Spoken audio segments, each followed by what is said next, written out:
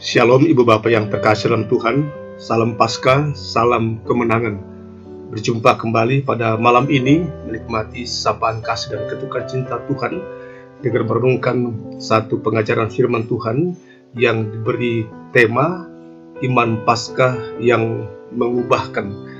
Pertama Korintus pasal 15 ayat 13, ayat 14 dan 17. Kalau tidak ada kebangkitan orang mati, maka Kristus juga tidak dibangkitkan. Tetapi andai kata Kristus tidak dibangkitkan, maka sia-sialah pemberitaan kami, dan sia-sialah juga kepercayaan kamu.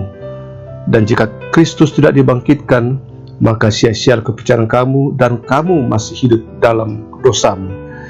Saudaraku yang baik dan yang dikasihi Tuhan, sesungguhnya Yesus telah bangkit.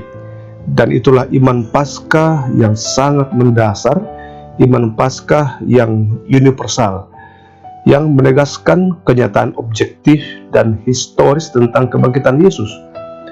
Melalui kebangkitan Yesus, paling tidak 3 pengakuan yang tidak dapat dibantahkan. Pertama, kubur Yesus yang telah kosong, walau penjagaan yang sangat ketat dari para serdadu dan tentara Romawi. Yang kedua, Tuhan Yesus beberapa kali menampakkan dirinya, dan hal itu bukanlah sebuah halusinasi. Dan yang ketiga, para murid-murid adalah orang-orang yang diubahkan oleh kebangkitan Yesus. Murid-murid mengalami transformasi. Mereka sebelumnya ragu-ragu, takut, lalu menyangkal Yesus, bersembunyi dan mengunci pintu-pintu. Kini ketika peristiwa kebangkitan Yesus, berubah menjadi pemberani. Murid-murid yang dulu takut menjadi bangkit, menjadi pemberani. Juga yang diselimuti duka cita berubah menjadi sukacita. Kemudian para rasul-rasul lainnya, termasuk Rasul Paulus yang sangat yakin dan meyakinkan banyak orang. Salah satunya Rasul Paulus mengalami transformasi iman dan hidup. Rasul Paulus mengatakan, dan jika Kristus tidak dibangkitkan, maka sia-sialah kepercayaan kamu, dan kamu masih hidup dalam dosamu. Kita jugalah orang-orang yang telah diubahkan dengan peristiwa kebangkitan Yesus Kristus, dikokohkan, diteguhkan iman pengharapan kita kepadanya, bahwa lewat kebangkitan Yesus kita mendapatkan jaminan keselamatan. Maut tidak lagi menguasai kita, dosa tidak lagi menjadi suatu hal yang menjadikan kita bergumul dalam ketidakberdayaan.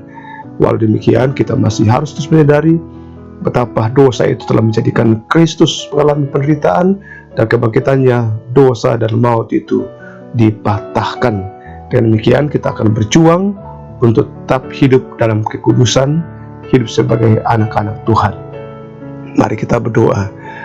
Ya Tuhan, terima kasih berita Paskah kembali menguatkan kami di tengah kehidupan kami yang masih bergumul dengan ancaman kematian, baik karena COVID-19, juga dengan adanya ideologi radikal, dan juga dengan bencana banjir bandang yang dialami oleh saudara kami, terkhusus di Flores Timur NTT, termasuk warga Gereja Raja yang bergumul di sana, bergumul selain rumah mereka rusak. Gedung gereja mereka pun juga mengalami kerusakan. Kiranya berita Paskah yang telah memberi jaminan keselamatan tidak membuat iman kami goyah, malahan justru iman kami bertumbuh di tengah tantangan dan pergumulan lainnya. Apakah itu pergumulan karena kesehatan, pergumulan karena sakit penyakit, usia yang kian bertambah, di mana kami tidak sekuat dulu lagi, lagi bergumul dengan orang-orang yang kami kasih yang sedang sakit, dan beberapa keluarga kami yang sedang mengalami kedukaan. Perjuangan kami di tempat kerja, usaha, hingga masa depan anak-anak dan cucu kami.